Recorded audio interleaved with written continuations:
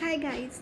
जैसे कि मैंने अपनी पिछली रील में बताया है कि गुरु वो इंसान है जो आपको नर्क से जाने से बचा सकते हैं, आपको हेवन की ओर लेके जा सकते हैं। तो उसकी स्टोरी आपको सुनाने जा रही हूँ। एक बार क्या होता है कि नारद जी विष्णु जी के पास जाते हैं और मिलने जाते हैं। तो विष्णु जी भी उनको काफ़ी आदर सम्मान देते हैं, उनको जलपान करवाते हैं।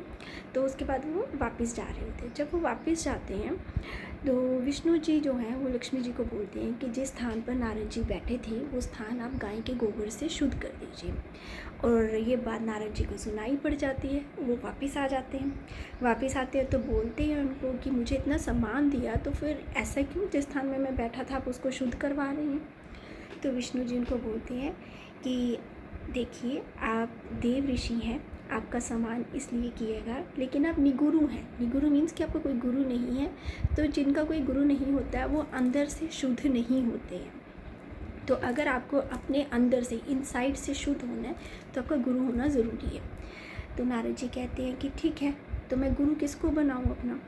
तो विष्णु जी कहते हैं आप पृथ्वी पर जाएं और जो भी आपको पहला मनुष्य मिले उसको अपना गुरु बना लीजिए। तो नारद जी चले जाते हैं और उनको सबसे पहले पता है कौन मिलता है, मछली पकड़ने वाला।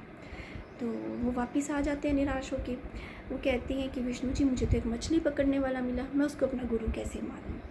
तो विष्णु जी बोलते हैं कि अपना प्रण पूरा कीजिए।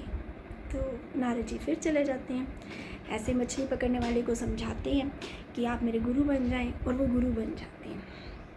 कुछ दिनों के बाद वो फिर से वापस जाते हैं विष्णु जी के पास और उनको बोलते हैं कि उनको कोई ज्ञान नहीं है, वो मुझे क्या ज्ञान देगा। तो ऐसी कुछ बातें बोल देते हैं। तो विष्णु जी को गुस्सा आ जाता है और वो उनको श्राप दे देते हैं कि आप अपने गुरुओं की निंदा कर रहे हो, इसलिए आपको 84 लाख जूनियों में घूमना पड़ेगा। ऐसे सुनते ही नारद जी डर जाते हैं। कहते हैं नहीं विष्णु जी, मैं ऐसा नहीं करूँगा, आप मुझे इस श्राप से निकलने का उपाय बताएं। तो विष्णु जी बोलते हैं कि आप अपने गुरु के पास जाओ, उनसे उपाय पूछो।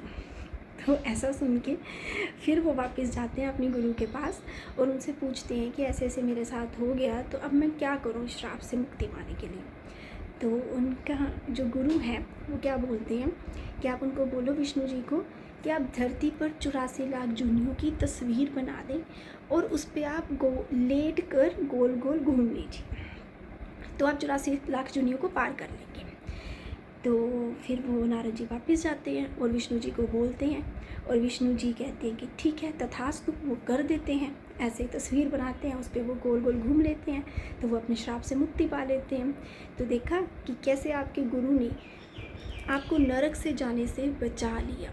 तो अपने गुरुओं की कभी निंदा ना कीजिए, उनको हमेशा रिस्पेक्ट कीजिए। वो जैसे भी हैं वो आपको ज्ञान दे रही हैं। इस कहानी से आपको पता चला होगा। ये कहानी आपको अच्छी लगी तो दूसरों के साथ शेयर कीजिए और कमेंट में मुझे बताइए कि आपको कैसा लगा। Thank you so much for listening to me. Bye bye.